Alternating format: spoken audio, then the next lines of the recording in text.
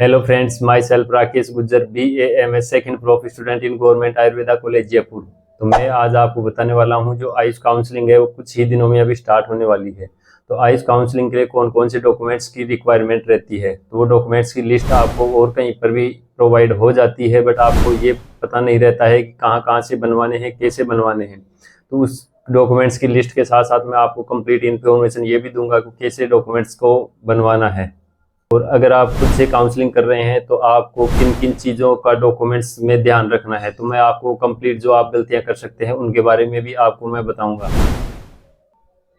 तो आपको वीडियो को बिना स्किप किए हुए लास्ट तक देखना है। आपके अगर डॉक्यूमेंट्स में कोई भी दिक्कत रहती है, प्रॉब्लम आती है, तो आपकी सीट भी कैंसिल हो सकती है। तो आपको केयरफुली डॉक्यूमेंट्स को प्रिपेयर करवाना है। आयुष रिलेटेड सभी इन्फॉर्मेशन आपको इसी चैनल पर मिलती रहती है, तो इस चैनल को लाइक कर दीजिएगा और सब्सक्राइब कर लीजिएगा। अब मैं 1 बाय 1 आपको सभी डॉक्यूमेंट्स की लिस्ट प्रोवाइड करवाता हूं। तो सबसे पहले जो डॉक्यूमेंट्स रहता है वो होता है नीट एडमिट कार्ड। तो नीट एडमिट कार्ड आपके पास अगर पहले से नहीं है तो आप न्यू अभी साइट पे अभी भी प्रोवाइड हो जाएगा, तो वहां पर आप जा करके और नीट का एडमिट कार्ड डाउनलोड कर सकते हैं। इसके अलावा दूसरा जो डॉक्यूमेंट्स रहता है वो आता है नीट का स्कोर कार्ड। जो आपका नीट में जितने मार्क्स आए उसका स्कोर कार्ड है, जो आप नीट की जो साइट है, वेबसाइट, उसी पर जाकर के इसको भी डाउनलोड कर सकते हैं। तीसरा डॉक्यूमेंट्स आता है नीट का रजिस्ट्रेशन या कंफर्मेशन पेज। तो जब नीट का आपने फॉर्म फिल किया था उस टाइम आपको कंफर्मेशन पेज मिला था, तो वो आपको रिक्वायर्ड रहेगा। Fourth, provisional allotment letter. तो जैसे ही आपकी काउंसलिंग का प्रोसेस होगा तो सभी राउंड्स में ऐसा होता है, जब आपको कॉलेज अलॉट हो गई उसके बाद आपको जो इसी की साइट है उसी पर आपको प्रोविजनल अलॉटमेंट लेटर आपको देखने को मिल जाएगा, वो आपको डाउनलोड कर लेना है। इसके बाद फिर फिफ्थ डॉक्यूमेंट्स के तौर पर रहता है कि आइडेंटिटी प्रूफ। आइडेंटिटी प्रूफ में आप 3-4 आइडिया हैं वो आप कोई सी भी यूज कर सकते हैं, जिसमें मेनली रहता है वो आधार कार्ड और पैन कार्ड आप यूज कर सकते हैं। इसके अलावा वोटर ID भी रहती है, या फिर ड्राइविंग लाइसेंस या पासपोर्ट वगैरह आपके पास कोई भी है तो एक आइडेंटिटी प्रूफ आपको रिक्वायर रहता है। मैं बात करता हूँ अगला डॉक्यूमेंट्स रहता है वो होता है डोमिसाइल सर्टिफिकेट। तो डोमिसाइल सर्टिफिकेट क्या होता है? मूल निवास प्रमाण पत्र, कि आप कहाँ के निवासी हैं। तो जैसे कि ऑल इंडिया काउंसलिंग है, इसमें ऑल इंडिया के स्टूडेंट्स पार्टिसिपेट कर सकते हैं, तो किसी भी स्टेट से हैं वो पार्टिसिपेट कर सकते हैं। उसमें सेंट्रल यूनिवर्सिटी रहती है, उनमें 100% सीटें, और जो अदर्स गवर्नमेंट कॉलेजेस रहती है उसमें 15% सीट्स के लिए कोई भी एलिजिबल रहता है।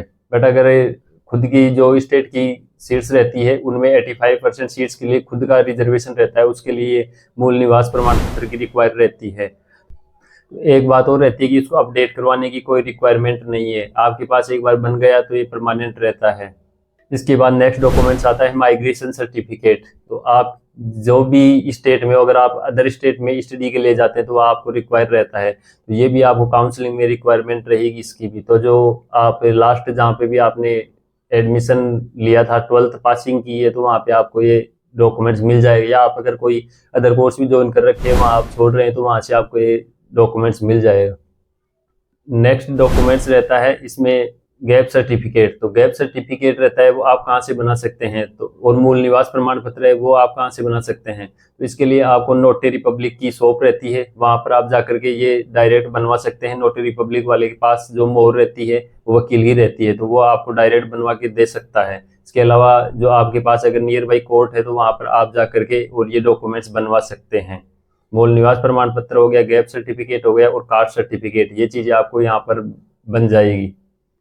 इसके अलावा जो गैप सर्टिफिकेट है उसमें आपको जो भी रीजन रहता है वो फिल करना रहता है, वो नोटरी पब्लिक वाले अपने आप बना देते हैं। या फिर आपको जैसे कि आपने 2022 में 12th की एग्जाम दी है, उसके बाद 2-3 साल तक आपने नीट प्रिपरेशन की है, अब 2025 में आपको कॉलेज लेना है, तो उसके लिए आपको करना क्या है कि 2022 में आप 12th की है, तो 2023, 24, 25, तो यहाँ पे आपको 3 साल के लिए उसमें फिल करना है कि 3 साल तक मैंने सेल्फ स्टडी की है या कोई अदर कोर्स आपने ज्वाइन किया है, तो वो आप यहाँ लिख सकते हैं। ऐसे आपका गैप सर्टिफिकेट बन जाएगा, जो नोटरी पब्लिक पे इजीली बन जाता है, या फिर आप कोर्ट में बनवा सकते हैं। इसके बाद आता है न्यू डॉक्यूमेंट ट्रांसफर सर्टिफिकेट। तो इसके बाद आता है बर्थ सर्टिफिकेट।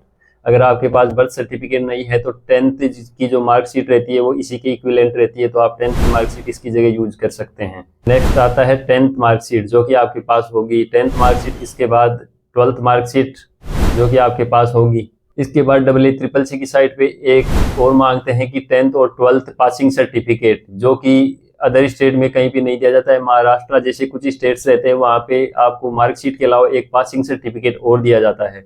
तो अगर आप उसी स्टेट से हैं तो आप यूज कर सकते हैं, नहीं यहाँ आपको ब्लैंक रखना है, कोई कुछ भी डॉक्यूमेंट्स देने की रिक्वायरमेंट नहीं है। इसके बाद आता है कैरेक्टर सर्टिफिकेट। कैरेक्टर सर्टिफिकेट भी आपको जो लास्ट कॉलेज आपने या स्कूल जहाँ से आपने 12th की है तो वहाँ से आपको कैरेक्टर सर्टिफिकेट मिल गया होगा तो आपको कैरेक्टर सर्टिफिकेट की रिक्वायरमेंट रहती है। इसके बाद आता है मेडिकल फिटनेस सर्टिफिकेट। तो इसकी रिक्वायरमेंट रहती है, उसका फॉर्मेट रहता है। तो आप मेनली WCCC का भी स्टेट के लिए भी फॉलो कर सकते हैं। वैसे कुछ साइट्स पर अगर स्टेट की काउंसलिंग है तो उसके लिए आपको अलग से प्रोवाइड करवा देंगे, साइट पर नहीं रहता है तो आप कोई सा भी यूज कर सकते हैं। इसके अलावा WCCC की साइट पर अब पुराना वाला भी होगा या फिर न्यू भी अगर अपडेट आएगा तो काउंसलिंग स्टार्ट होगी तब WCCC की साइट पर प्रोवाइड हो जाएगा। तो वो आपको वहाँ से डाउनलोड कर लेना है और उसको जो मेडिकल ऑफिसर रहते हैं, जो गवर्नमेंट हॉस्पिटल रहते हैं, वहाँ से आपको जाना पड़ेगा और उनसे बात करके कि हमारे को मेडिकल सर्टिफिकेट चाहिए तो उसके लिए आपको कुछ रिक्वायरमेंट्स पूरी करनी पड़ेगी। ज़्यादा टाइम नहीं लगता है, वो आपको बना के दे देंगे। जो नियर बाय आपके हॉस्पिटल है गवर्नमेंट, उसमें जा करके आप ये मेडिकल फिटनेस सर्टिफिकेट बनवा सकते हैं। तो आप अभी बनवा ले, बोले काउंसलिंग कुछ ही दिनों में अभी स्टार्ट होने वाली है तो अभी ये सभी डॉक्यूमेंट्स है आप प्रिपेयर करके रख ले ताकि आपको आगे कोई प्रॉब्लम का सामना न करना पड़े। इसके बाद आता है कि आपको कम से कम 15-20 फोटोज चाहिए जो आपको रिक्वायर रहती रहेंगी। आइडेंटिटी कार्ड में आगे चाहिए, आपको काउंसलिंग में भी बहुत सारी फोटोज की रिक्वायरमेंट रहेगी तो आपके पास पहले से 15-20 फोटो रहेंगी तो आपके लिए अच्छा रहेगा कि पहले ही बनवा के रख लें आप। लास्ट डॉक्यूमेंट रहता है कि आपका कैटेगरी सर्टिफिकेट। तो इसमें सबसे ज़्यादा कन्फ्यूजन रहता है। तो कैटेगरी सर्टिफिकेट रहता है तो उसमें सबसे पहले जनरल के लिए आपको कोई कैटेगरी सर्टिफिकेट बनवाने की जरूरत नहीं रहती है। इसके बाद OBC और EWS रहता है तो उसके लिए आपको अपडेट किया हुआ कैटेगरी सर्टिफिकेट चाहिए जो कि 1 अप्रैल 2025 के बाद का बना हुआ होना चाहिए, तभी आपको वैलिड होगा। तो ये आप बनवा ले। अब इसमें भी 2 कैटेगरी आ जाती है। एक होता है कि स्टेट का जो कैटेगरी सर्टिफिकेट है वो, तो अगर आप स्टेट काउंसलिंग में पार्टिसिपेट कर रहे हैं तो उसके लिए आपको स्टेट का जो सर्टिफिकेट रहता है वो आपको कैटेगरी सर्टिफिकेट बनवाना पड़ेगा।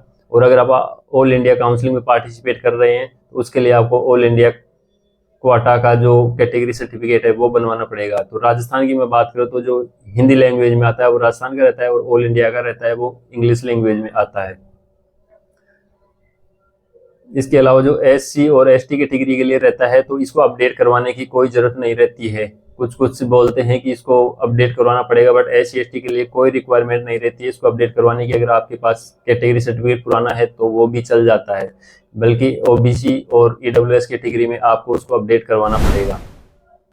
आपको जो भी ये मैंने डॉक्यूमेंट्स बताए हैं उसमें आपको एक चीज़ का ये ध्यान रखना है कि आपकी जो रिपोर्टिंग रहेगी तो ऑल इंडिया काउंसलिंग के लिए रिपोर्टिंग के लिए जहां आपको कॉलेज अलॉट हुई है वहां पर ही आपको जाना है। जैसे स्टेट काउंसलिंग रहती है उसके लिए आपको 2 जगह जाना पड़ता है, एक रिपोर्टिंग मेन सेंटर पे, फिर उसके बाद आपको जो कॉलेज अलॉट हुई है उस सेंटर पे। तो इसमें आपको ओनली जो कॉलेज अलॉट हुई है वहीं पे आपको जाना पड़ेगा, रिपोर्ट करना पड़ेगा। जो अलॉटमेंट लेटर रहता है उसमें सभी इन्फॉर्मेशन रहती है, कौन सा टाइम रहता है, क्या प्रोसेस रहता है, वो आपको वहाँ बता दिया जाएगा अलॉटमेंट लेटर में। इसके अलावा वहाँ पे जो डॉक्यूमेंट्स आपके सबमिट होंगे उसमें शामिल रहते हैं कि सभी की जो ओरिजिनल रहती है वो ओरिजिनल सेट रहता है वो आपको एक तो वहाँ देना पड़ता है। इसके अलावा 2 फोटोकॉपी सेट रहते हैं वो आपको वहाँ पे सबमिट करवाने पड़ते हैं। तो उसके बाद आपको 4-5 साल के बाद ही आपको डॉक्यूमेंट्स मिलेंगे। तो आपको जब भी बीच में कभी कोई डॉक्यूमेंट्स की रिक्वायरमेंट रहती है तो उसके लिए आपके पास 2 फोटोकॉपी सेट रहे तो ज़्यादा बढ़िया है। तो उसमें आपका कहीं खो जाए या कहीं ख़राब हो जाए तो उसके लिए आप डॉक्यूमेंट्स की सीट रख सकते हैं। इसके अलावा आपके कोई ओरिजिनल डॉक्यूमेंट्स हैं उनमें भी अगर कोई डिफेक्टिव है या कोई ख़राब होने वाला है तो उस पर आप लेमिनेशन करवा लें, वो ज़्यादा आपके लिए बेटर रहेगा। इसके अलावा जो भी आपके सभी डॉक्यूमेंट्स है उनकी आप फोटो खींच करके और एक PDF बना लें या फिर आप कहीं पे भी आप उनको सेव कर सकते हैं ताकि आपको कहीं डॉक्यूमेंट से अगर खो जाता है तो आप मोबाइल में से उसको फोटोकॉपी के रूप में निकलवा सकें। मैं आशा करता हूं कि आपको ये वीडियो बहुत ही हेल्पफुल रही होगी। आपको अगर फिर भी आपको इसमें कोई प्रॉब्लम आती है तो आप कमेंट सेक्शन में पूछ सकते हैं, मैं जवाब देने की कोशिश करूंगा। इसके अलावा जो भी इनका फॉर्मेट है वो मैं टेलीग्राम चैनल पर आपको प्रोवाइड करवा दूंगा। तो डिस्क्रिप्शन में टेलीग्राम चैनल की लिंक है, वहाँ से आप ज्वाइन कर लीजिएगा। वहाँ मैं सभी इंपॉर्टेंट PDFs हैं वो प्रोवाइड करवाता रहता हूँ। तो चैनल को लाइक और सब्सक्राइब कर दीजिएगा, सभी इन्फॉर्मेशन आपको इसी चैनल पर मिलती रहेगी। मिलते हैं किसी न्यू वीडियो के साथ, तब तक के लिए जय हिंद और जय भारत।